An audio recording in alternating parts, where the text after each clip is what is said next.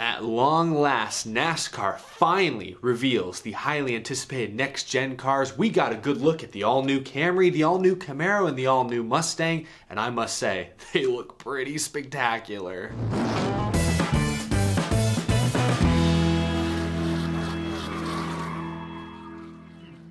How's it going, y'all? My name is Eric and welcome to Out of the Groove. You know, this is a really confusing week to be a NASCAR fan because all week we've been talking about throwback paint schemes. Darlington is this weekend, triple header, one of the oldest tracks on the NASCAR schedule, dozens and dozens of teams throwing it back to legends of the sport. But then all of a sudden yesterday we jumped forward in time. Yesterday was NASCAR's huge next-gen car reveal, the brand new race car that's going to propel the Cup Series into the future. We did a live stream yesterday reacting in the moment to the reveal of all the new cars. We talked about some of the specifics behind them. We're going to cover all that and more in today's episode. We're also going to talk about Dale Earnhardt Jr. and a little bit about the Pro Invitational last night, which also had a futuristic next-gen twist. We'll talk about all that and more, but first, this episode is sponsored by my friends at Work Pro Tools. I gotta say, Work Pro Tools came in clutch. They sent me this beautiful, fully stocked up tool set just in time for when I moved into this new place. I made plenty of use of all those different screwdrivers. You know, when you buy furniture from the store and you gotta assemble it, they don't always give you all the parts you need. Work Pro Tools had me covered. They fully stocked me up. They've been in business since 2009. Work Pro Tools caters to the do-it-yourselfer and hand and power tool enthusiasts, anyone who takes pride in completing a project themselves. Work Pro tool kits like the exact one I have right there are available on Amazon. You can check out that link down below. And like I said, they don't just make screwdrivers, wrenches, hammers. They've also got a full lineup of power tools. Their 20-volt power tool lineup includes cordless power drill like this one, but many others as well. And there's a link down below to their power tool lineup. Did I mention that Work Pro Tools is not just sponsoring Out of the Group, but they're also sponsoring a NASCAR Xfinity Series race team. And this weekend at Darlington, in fact, they're running a sweet, sexy Matt Kenseth throwback scheme. My goodness, the perfect sponsor for this show. It'll be fun to watch the 17 car out on track at Darlington this weekend. Thank you to Work Pro Tools for hooking me up and helping me out a ton moving into this new place. Thank you to Work Pro Tools for supporting Out of the Groove. Go check them out. Those Amazon links are down in the description. All right, now we're going to talk about all things next gen car later on in this episode. We're going to take a look at the new cars. We're also going to, talk about their personality. That's important too. I hate to keep you guys in suspense, but we do have a lot to talk about from the last couple of days.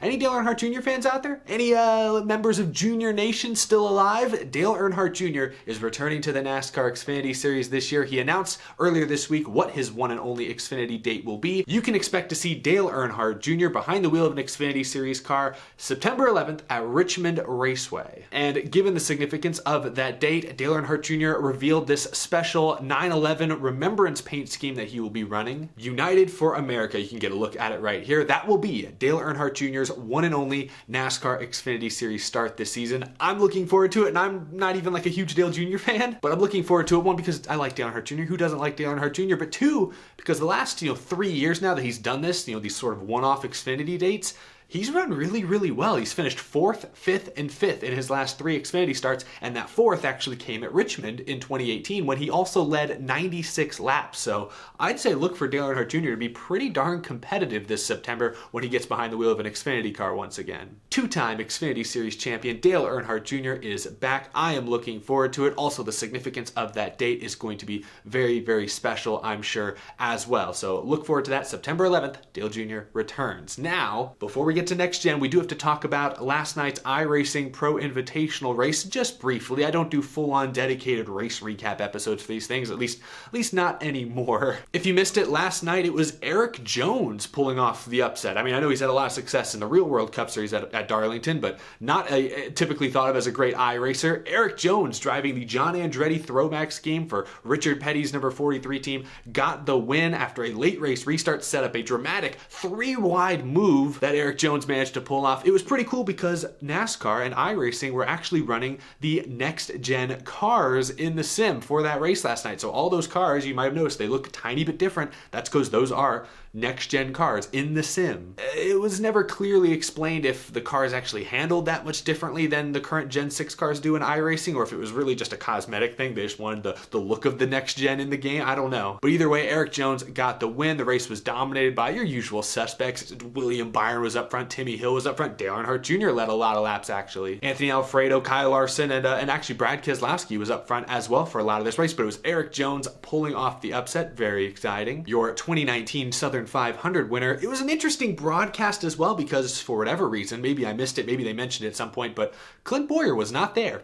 He was absent. It was Mike Joy and Jeff Gordon manning the broadcast booth with Joey Logano and Bobby Labonte actually in studio racing on their respective sim rigs. And the first half of the broadcast felt extremely sluggish. It sounded like Mike Joy was falling asleep. I'm not sure if maybe he had a cold or something, but he did not sound like himself. He sounded like he was whispering into the microphone, like he was commentating, the ESPN spelling bee. Jeff Gordon was doing his best. Joey Logano was kind of funny at times. Bobby Labonte was kind of the silent assassin, just sort of hanging in the background. They were running 35th and not saying a whole lot, so that was interesting. Certainly missed Clint Bowyer's energy a bit, although I will say I did not miss the constant jokes about how bad Clint Bowyer is at working the computer. I complained about that a couple weeks ago. One good thing about no Bowyer this week is that we didn't have to hear those jokes too much. I appreciated that. But yeah, really, the first half, it sounded like Mike Joy was just asleep. I don't know what was going on. It was the most unlike Mike Joy I've ever heard call any sort of sporting event, any sort of race. The second half picked things up a little bit. I think they got in a little bit better rhythm. The racing also on the virtual track got better. NASCAR kind of stopped throwing caution so much and just let them race it out. And some of the racing in the actual game at Darlington looked really realistic. It was really, pretty entertaining to watch. So the second half, I really enjoyed. The first half, I was like, oh gosh, I was almost falling asleep. Goodness. But it was not bad. I am interested in the next two iRacing Pro Invitational events. May 19th, they'll race at Circuit of the Americas right before they go to the real Circuit of the Americas for the first time. That will be interesting. And then, of course, June 2nd, I believe, is that very, very highly anticipated Chicago street course race. And I believe we talked earlier this week about how the Chicago street course is looking like a very real possibility. They are in the planning stages of a real Chicago street course race. So this could be a precursor of something we see in real life not too far down the line. So next two Pro Invitationals are pretty exciting. Last night was okay, decent, had a good finish. I enjoyed it. Let me know what you guys think down below. Now we're going to focus on the next gen car. Thank you guys for making it this far. The next gen car was revealed yesterday. Well, all three next gen cars. The Toyota Camry, the Ford Mustang, and the Chevy Camaro. Here are some basic images of what the event looked like. They had a big stage. They had Steve Phelps, Steve O'Donnell, Shannon Spake was hosting. They all came out and made some statements. Denny Hamlin, Joey Logano, and Chase Elliott came out to represent their respective manufacturers. It was a pretty short live stream, maybe 20 or so minutes long, but they cover their bases. We got a good look at the cars, and that was really the point of this whole thing. And I gotta say, I know it's purely cosmetic, but these cars look freaking amazing.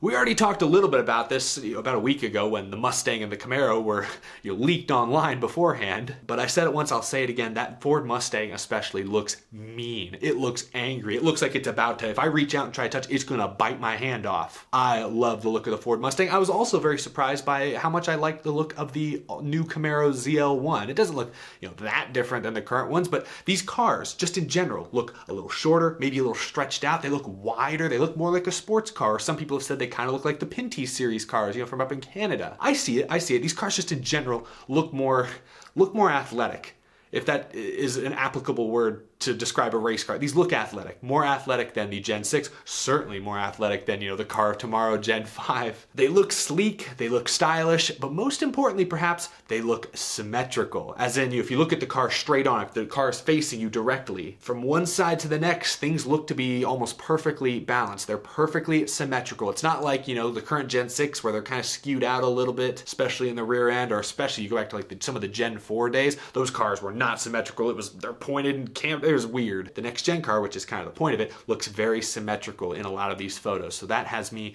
very, very excited. Now, while this event was mainly to just gawk at the cars, talk about how pretty they look, how sexy they look, I want to get into the nitty gritty a bit more because we've started to get more and more information, especially in the last few days, the last couple weeks, about what's actually going on inside and underneath these next gen cars. Some obvious things we already knew about. The single locking lug nut. Yep, those are still there. The new rims look a little bit different. The lower profile, but larger tires, larger brakes. We knew about all that type of stuff. The dual exhaust is there, which could result in maybe a slightly different tone in the motor when you hear these cars going around the track. It sounds like these cars are a little deeper when we've heard them testing, but once we see a whole pack or hear a whole pack, we'll know for sure. The rear diffuser. Here's a cool photo of the rear diffuser. You can see how big it is. You can really see how defined it is. to help with dirty air, help these cars handle better in a pack. Very, very cool. Also, these new cars will feature a 5-speed transmission, a sequential shifter, very different than the current shifters, the current situation. That's right, they'll have 5th gear that they'll be using at many, many tracks next season. That's new. I want to go back to that symmetry again. Not only are the cars more symmetrical, which when we talk about how these cars will hopefully race, especially at the bigger tracks,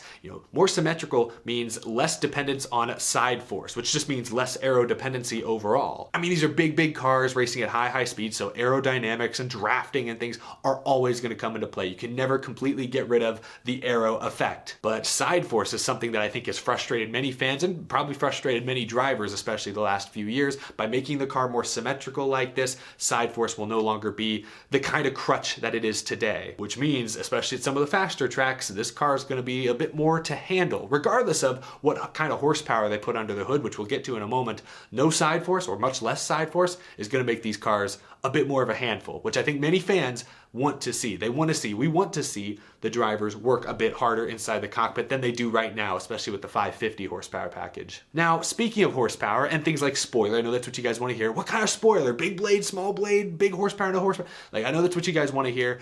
NASCAR was pretty ambiguous about that yesterday, as we kind of expected. And I think from a PR standpoint, that's smart. If NASCAR came out yesterday and said, oh yeah, big spoiler everywhere, or oh yeah, 550 horsepower everywhere, that would be the story. That would be the first thing everyone was talking about. Same thing with like the slid back numbers. Nobody's talking about that because NASCAR continues to be tight-lipped about if they're going to move the door numbers at all. I think it's smart that for one of these types of events where it's meant to build up excitement, build up hype, it's smart to not focus on one of those, more polarizing issues. Just leave all that type of stuff ambiguous, because if you come out and talk about the horsepower, everyone's going to jump to conclusions that may not be fair. Now, that being said, per reports, it does sound like the horsepower for next year's next gen car is going to look very similar to the horsepower we have right now in 2021, i.e. probably around 550 horsepower for the intermediate tracks, the mile and a halfs and some of the 2 and Poconos, I guess. But then at the short tracks and road courses, we're still probably looking at around 700 horsepower. I've heard a few different numbers. Some have been as high as 750, which is what they run now. Others have been as low as maybe 670, which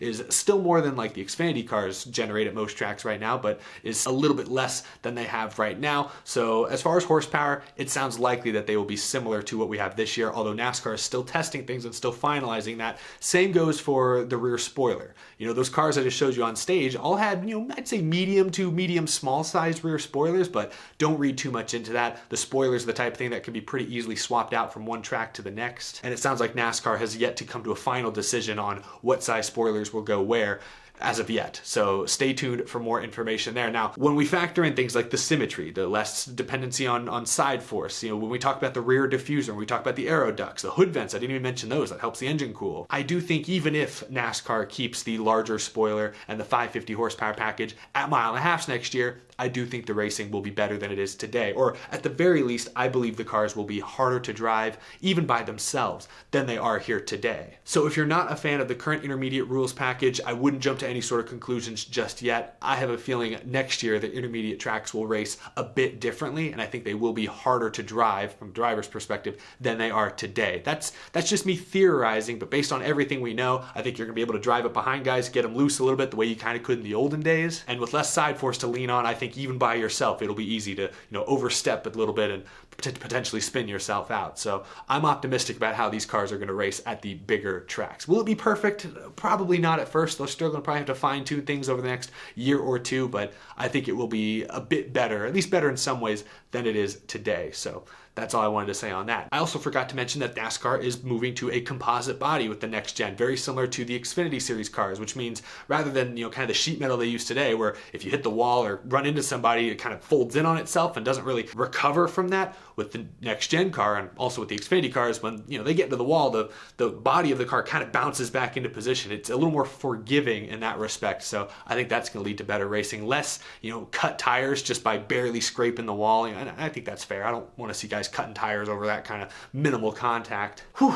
Now, we've talked a little bit about how we can maybe expect the next gen car to race on track, but that's only half, or maybe even only like a third of the next gen car's job here in the long run. The real purpose of the next gen car is to make owning a NASCAR race team more financially viable than it is today. It's a spec car, which means most all of the parts are coming from single source suppliers. In that Hendrick Motorsports, Joe Gibbs, Penske, Richard Petty, they're all getting, their chassis. They're basically getting the base car from the exact same place. So, the teams with more money like Gibbs or Penske aren't going to be able to outspend the JTG Dohertys to build the best and fastest and newest chassis every week. No, they're all basically be getting the same things. That's not to say that the bigger teams aren't still going to be able to outspend their opponents and, improve in other areas. I think we can still expect the Penskes and the SHRs and the Gibbs to typically run up front most weeks ahead of, RCR. But I do think there's a chance that gap gets bridged a bit. But what's most important about the next gen car is that it saves teams money in the long run, and perhaps more importantly even, is that it brings in at least one or two new manufacturers into the sport in the next 5 to 10 years. In my opinion,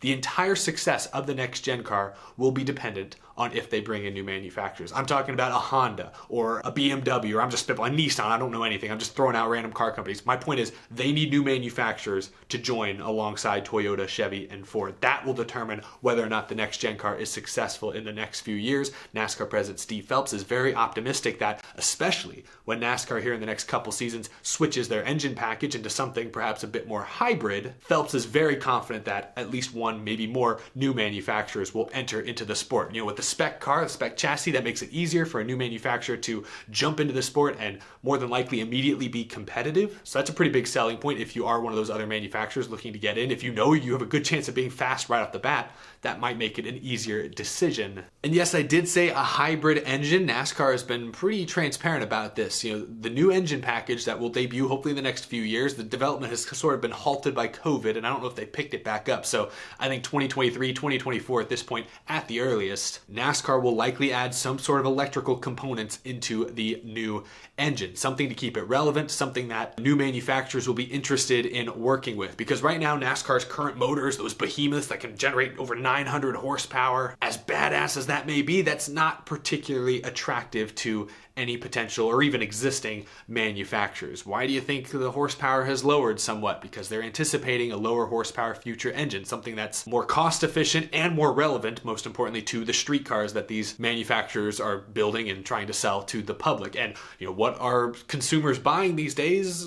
Electric cars and hybrids. It's just the truth. NASCAR President Steve Phelps has reiterated multiple times in recent months that the roar of the engines that you can come to expect at a NASCAR race in person are not going away anytime soon. Engines are still going to be loud. That's a key focus, a key point that NASCAR is trying to drive home. They're not going to, some Formula E type series where it's they're not going to that. Not anytime soon. Maybe never. But fans need to start getting used to the idea of some electrical components in the engine that, in some good ways will generate more horsepower, But we will have to wait and see how that exactly ends up being implemented. But I think between the new engine that will hopefully debut in the next few seasons and, of course, the brand new car that will debut next year, I think NASCAR is very optimistic that more manufacturers will enter into the sport. That's good for everyone. That's more money invested in the series. That's more competitive teams, hopefully. That's more spots for competitive drivers. And in fact, some of these factory teams may bring their own factory drivers that are really, really talented. We might be able to reward more drivers based on actual skill and merit than perhaps we do today, which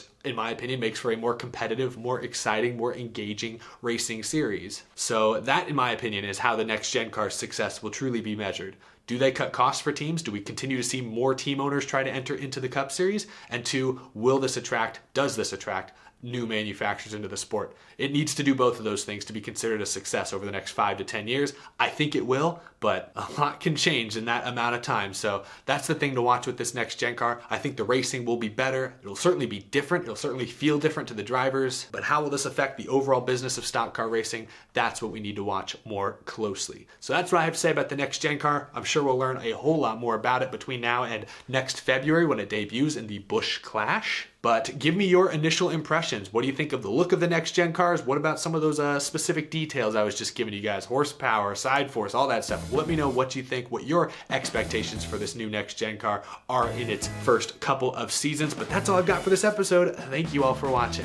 Thanks again to Work Pro Tools for sponsoring this episode. Thank you all for watching. I greatly appreciate the support. As always, a huge thank you to my amazing Patreon supporters as well. I couldn't do the show without your tremendous support each and every single single month. I greatly appreciate it. Whew, I feel like I didn't breathe that entire episode. I know some of y'all joke in the comments that I don't breathe during these. You know, I do breathe. Like a normal person, I just edit a lot of the breaths out to get to the point quicker. I have a short attention span, I think is what it is, so I edit these videos for myself. I'm sorry if I go too fast. I feel like I blew through all of that information. I probably missed something important, but hopefully you're able to follow along. I appreciate your support. I will see you all in the next episode sometime this weekend, I think. Have a great time at Darlington.